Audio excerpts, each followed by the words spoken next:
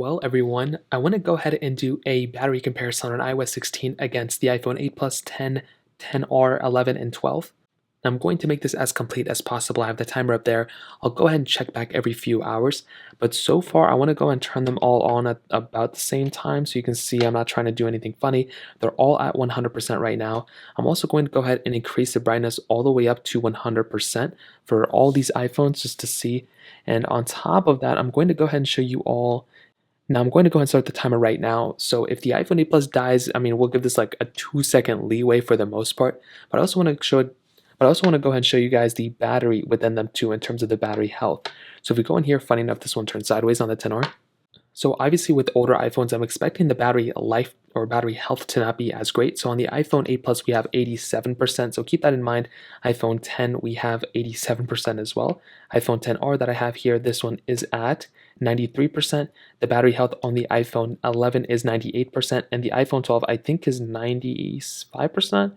This one has 100%. So keep that in mind. I will say if the iPhone 8 Plus dies, we will have to give it a little bit of leeway because of the battery life or the battery health. But these phones we'll just go ahead and kind of keep it going for a little bit of time. I'll check back every once in a while. So it's been about 2 hours and 48 minutes, as you guys can see. And I kind of forgot to check on it in 2-hour mark, so it's been a little bit after.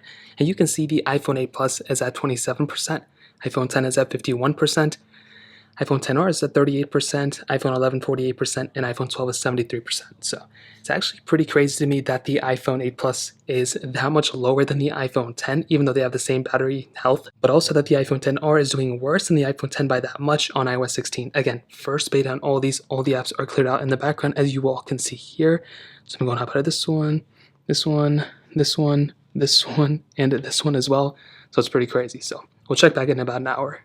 So it's been another hour. I forgot to check back in, but luckily it's been about an hour since the last time I checked in.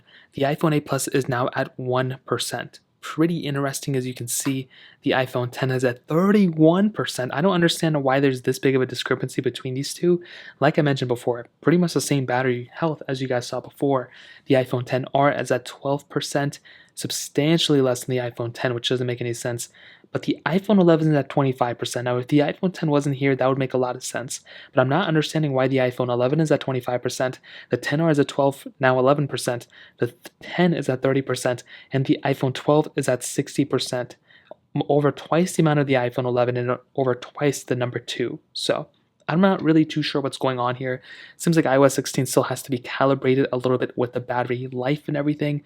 But I guess we'll see what happens in about, probably 10 minutes when the iPhone 8 Plus dies. So yeah, I just recorded this. The iPhone 10R pretty much just died about 2 to 5 minutes ago. I recorded this and then I wasn't recording, so then it was weird. The iPhone 8 Plus died around that, I think like 2 minutes after I recorded the last portion. So very strange. The iPhone 8 Plus was the first one to die, followed by the 10R. The iPhone 10 is still at 15%, which is very crazy. The iPhone 11 is at 6%. And the iPhone 12 is at 50%, which is pretty insane for that device. So I'll keep it going for a little bit longer, but it's quite obvious which one is going to outlast the other one. But these two devices aren't really doing too well on iOS 16, and the iPhone 11 really isn't doing too well either compared to the iPhone 12 and the iPhone 10. So it actually ended up being a few more hours later, and I basically just ended the comparison there. What I will tell you though is, surprisingly, the iPhone 12, actually unsurprisingly, the iPhone 12 lasted much longer than I expected, as you could have seen from that last portion. In fact, I was up 7 hours and I think like 48 minutes, and the iPhone 12 is actually still around 18%, which is pretty crazy. I know you guys can't really tell from there, but around 18%, which is pretty wild. Now, the problem here is that with a phone like the iPhone 10R, which we have right here, this device ended off very early, pretty much as soon as the iPhone 8 Plus died, pretty much maybe like in 45 minutes, an hour after. The iPhone 10R did end up dying, which is very crazy. So these 3 phones died in succession. It was the iPhone 8 Plus, iPhone 10R, and iPhone 11.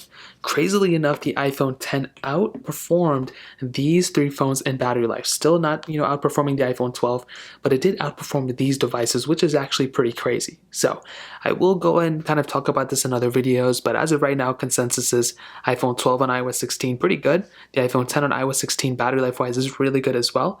For some reason, the 10R on 8 Plus and kind of the iPhone 11 aren't really doing so hot on this specific comparison. So that kind of covers it up. If you have any other thoughts or questions, let me know in the comment section below. Hit the like button, that would mean so much, but definitely hit that subscribe button. More importantly than everything else, I love every single one of you guys. Hopefully I'll catch you guys in the next video. Peace out till then.